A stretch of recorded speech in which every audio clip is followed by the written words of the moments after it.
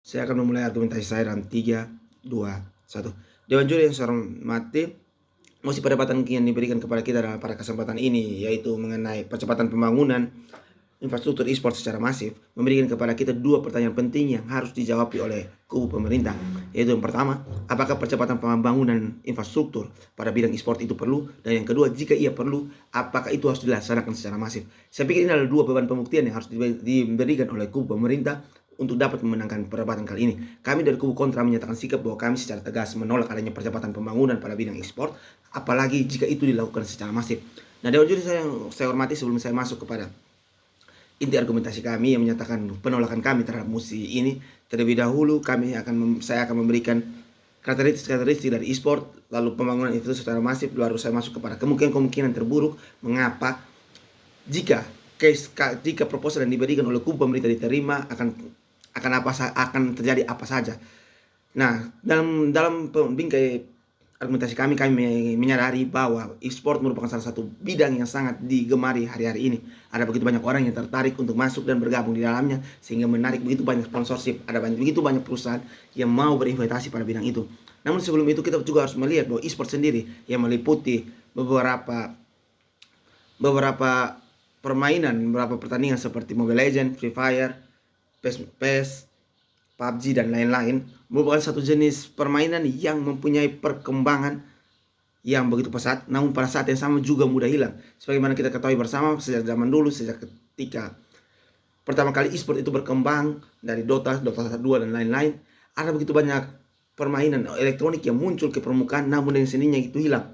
Lalu yang kedua, dalam pelaksanaan setiap permainan e-sport dalam bentuk latihan itu memakan waktu sangat lama. Jika kita menilik pada kisah-kisah dari beberapa atlet-atlet e-sport, mereka bisa berlatih dari jam selama 6 atau 7 jam, dan itu mereka lakukan hanya berada dalam perangkat mereka, entah itu handphone mereka, entah itu komputer mereka. Jadi mereka memakan waktu yang sama lama berhadapan dengan barang elektronik, dan itu adalah suatu tindakan yang benar-benar menjemukan dan bisa sekali merusak kesehatan mereka.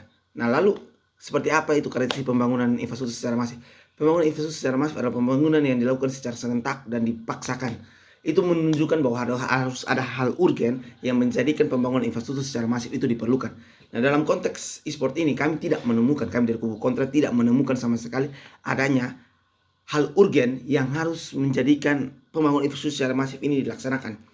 Dewan juri yang saya hormati, berdasarkan karakteristik ini kami dari kubu kontra meyakini bahwa sudah selayaknya tidak dilakukan pembangunan infrastruktur e-sport secara masif, karena bagi kami yang pertama sangat berisiko. Ketika kita mengeluarkan uang yang sangat banyak untuk membangun satu infrastruktur, untuk satu permainan yang bisa saja berubah karena tidak lagi diminati pada hari-hari akan datang, dengan sendirinya kita akan menciptakan ruang-ruang atau gedung-gedung yang akan mubazir pada waktunya. Lalu yang kedua, dewan juri yang saya hormati, sekalipun mempunyai minat yang sangat besar, ternyata dalam e-sport sendiri tidak mempunyai suatu sistem manajemen yang benar-benar matang. Kita bandingkan saja dengan olahraga konvensional seperti sepak bola, basket dan lain-lain.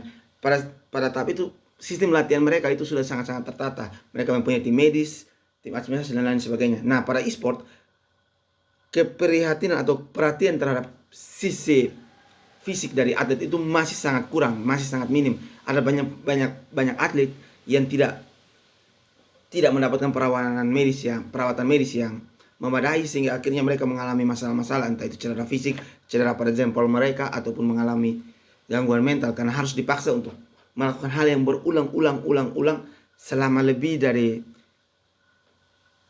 setahun 2 tahun hanya untuk bermain game yang sama selama lebih dari 6 sampai 10 jam. Saya pikir itu adalah suatu hal yang penting untuk kita lihat, bahwa ternyata e-sport sekalipun mempunyai banyak minat namun juga mengandung masalah. Masalah ini tentu saja akan menjadi semakin besar ketika dilakukan pembangunan infrastruktur secara masif, yang mengandaikan bahwa pemerintah secara luar biasa akan mendukung dan mengupayakan sehingga e-sport ini diterima dan dihidupi sebagai salah satu hal yang paling penting di negara ini. Sehingga dewan juri yang saya hormati, mempertimbangkan beberapa hal tersebut, kami dari tim kontra meyakini bahwa sudah selayaknya pembangunan infrastruktur secara masif pada kubu pemerintah yang diupayakan oleh pemerintah harus ditolak. Sekian dan terima kasih.